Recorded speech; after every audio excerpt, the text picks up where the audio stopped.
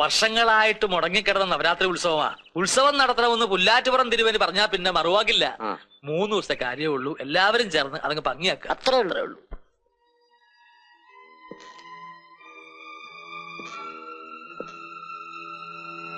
അറിഞ്ഞില്ലേ,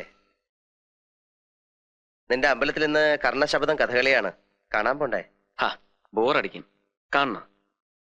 ഏയ്, നാട്ടും പുറത്തൊക്കെ വന്നിട്ട് ഇനി ഉത്സവം കണ്ടില്ല എന്ന് വേണ്ട. ശരി, എങ്കിൽ പോവാം. ഇറങ്ങിക്കോ, ഞാൻ റെഡിയാണ്. 1 മിനിറ്റ്. എല്ലാവരും കൂടെ ശ്രീദേവിയും കൊണ്ട് പോയിരിക്കുക കഥകളി കാണാൻ. ശ്രീദേവിയെ? എന്ത് പണി അവര് കാണിച്ച്? കുടുംബത്തിൽപ്പെട്ട എല്ലാവരും ഉത്സവത്തിൽ പങ്കെടുക്കണമെന്ന് അമ്മാവന് നിർബന്ധം. നിന്നെ അവഗണിച്ച് അവരിവിടെ ആവാഹനവും മറ്റും നടത്താൻ പോവല്ലേ. സാരല്ല, എങ്ങനെ വരുമെന്ന് നോക്കാം.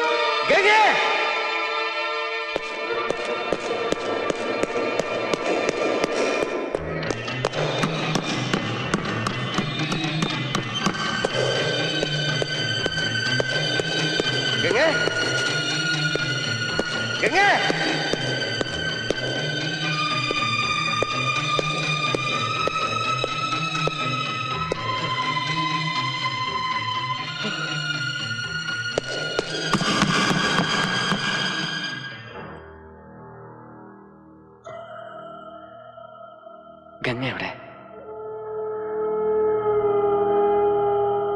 സണ്ണി, ഗംഗ എവിടെ?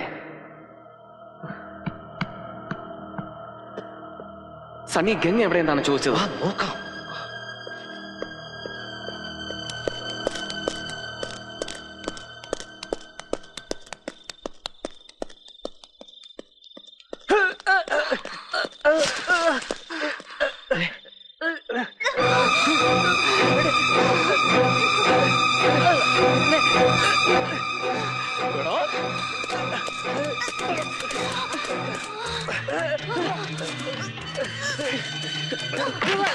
ഞാനൊന്നും ചെയ്തില്ല, പറയുന്നേക്ക്.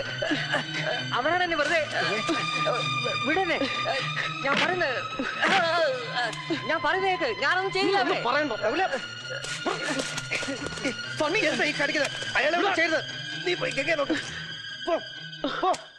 ഞാനൊന്നും ചെയ്തില്ല, അവരാണ്.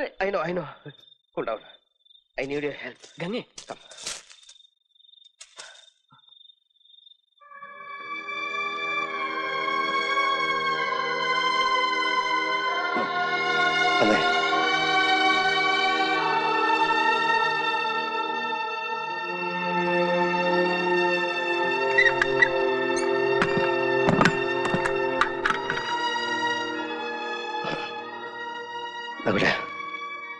ഞാൻ കരുതിയിരുന്നതിലും വളരെ മുൻപ് തന്നെ വേദനിപ്പിക്കുന്ന കുറെ കാര്യങ്ങൾ നീ ഇപ്പോൾ അറിയാൻ തുടങ്ങിയാണ്.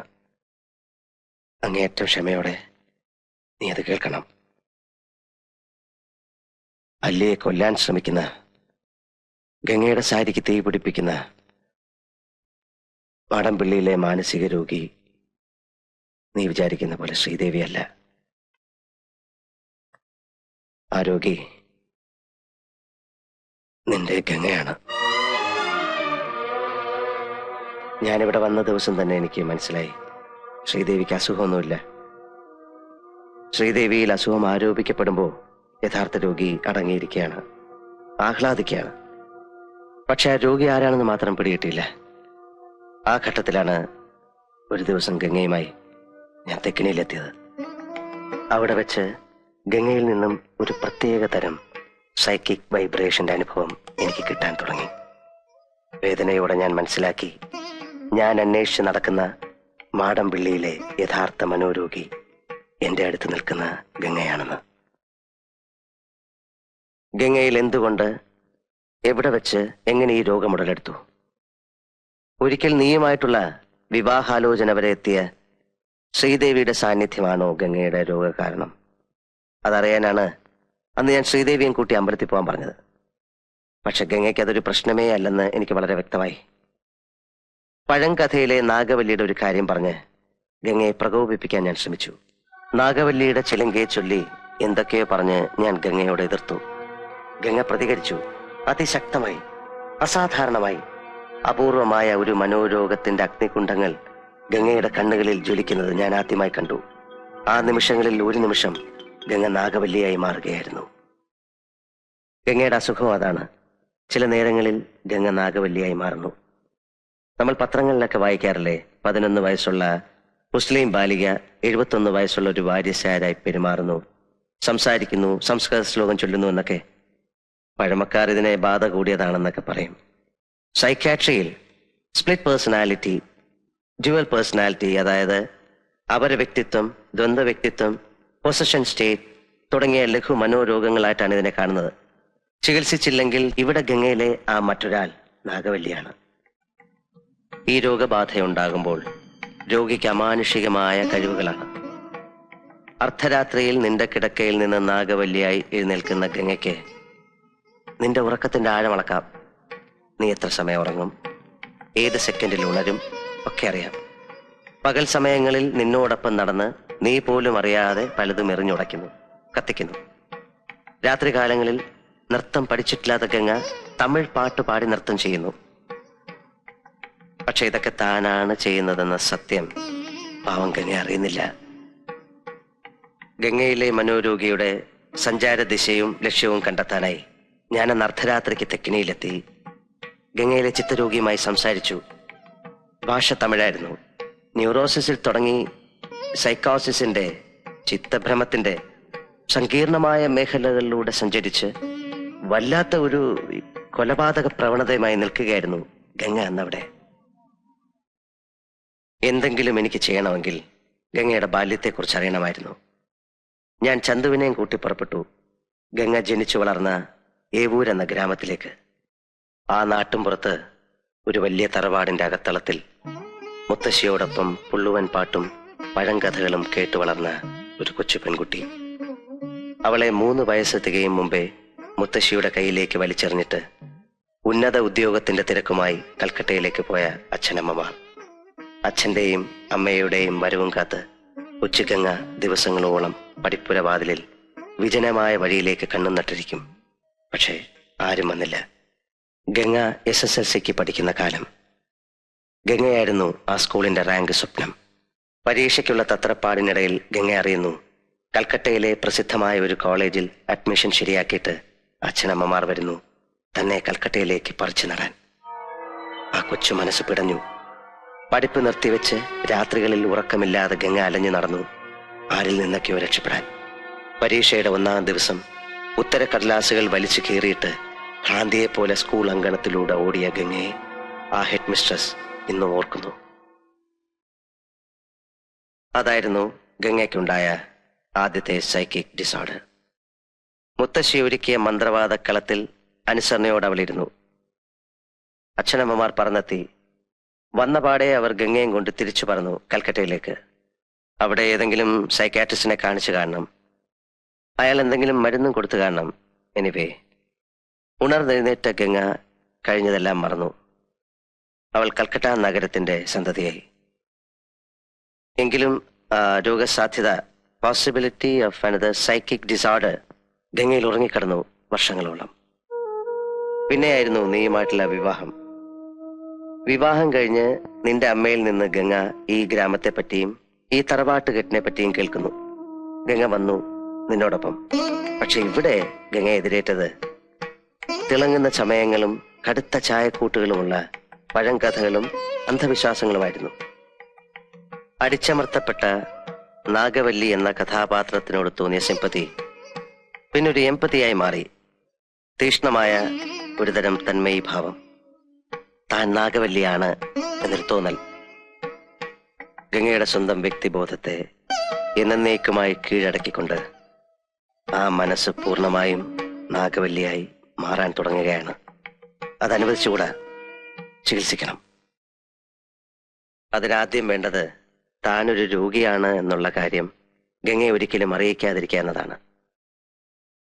ഇപ്പൊ നമ്മൾ 3 പേരെ കൂടാതെ ഈ കാര്യമെല്ലാം അറിയാവുന്ന ഒരാൾ കൂടിയുണ്ട് ഈ വീട്ടിൽ, ശ്രീദേവി. ഒരിക്കൽ എല്ലാവരുടെയും മുൻപിൽ വെച്ച് ഗംഗയുടെ രോഗം പുറത്തു വരാൻ പോകുന്നു എന്ന് തോന്നിയ ഒരു ഘട്ടത്തിൽ അതൊഴിവാക്കാനായി ഞാൻ ശ്രീദേവിയെ മുറിയിലിട്ട് പൂട്ടി. പിന്നീട് ഞാൻ ആവശ്യപ്പെട്ടപ്പോൾ നിനക്ക് വേണ്ടി, നിന്റെ ഭാര്യയ്ക്ക് വേണ്ടി 1000 തവണ വേണമെങ്കിലും ഭ്രാന്തിയായി അഭിനയിക്കാമെന്ന് ഏറ്റവളാണ് അവൾ.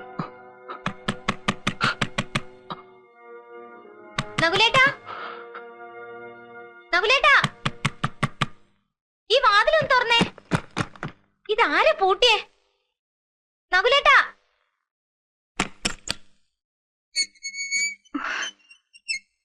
നകുലേട്ടാ, ദേ ഇത് കണ്ടില്ലേ? ഇന്നലെ രാത്രിയിൽ അമ്പലത്തിൽ പോയിട്ട് വന്ന മുറിയിൽ അഴിച്ചിട്ട ഡ്രസ്സാ. കണ്ടോ? സർവത്ര കീറി പറിച്ചു വെച്ചിരിക്കുന്നു. ദേ, ശ്രീദേവി ആയിരിക്കും. അല്ലാതെ പിന്നെ ആരാ? സാരമല്ല. ഇന്നലെ കഥകളിയൊക്കെ എങ്ങനെ ഉണ്ടായിരുന്നു? മുഴുവൻ കണ്ടില്ലല്ലോ. ഉറക്കം വന്നിട്ട് എപ്പോഴാ തിരിച്ചു വന്നെന്ന് അറിയില്ല. അല്ല, മഹാദേവനോ എപ്പോ വന്നു? കുറച്ചു നേരമായി. അതും കൊള്ളാം. എന്നിട്ടാണോ നകുലേട്ട എന്നോട് പറയാതിരുന്നേ? നിങ്ങളിരിക്കെ, ഞാൻ ഇപ്പൊ കാപ്പി കൊണ്ടുവരാം.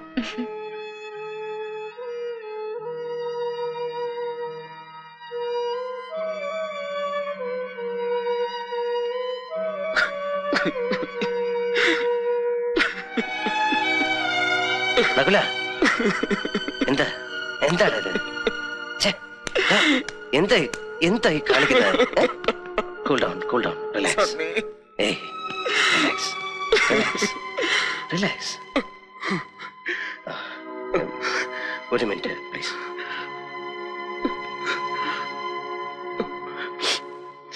ഇപ്പോൾ നിങ്ങൾ താമസിക്കുന്ന ആ വീട് പണ്ട് രാമനാഥൻ എന്ന നർത്തകൻ താമസിച്ചിരുന്ന വീടാണ്.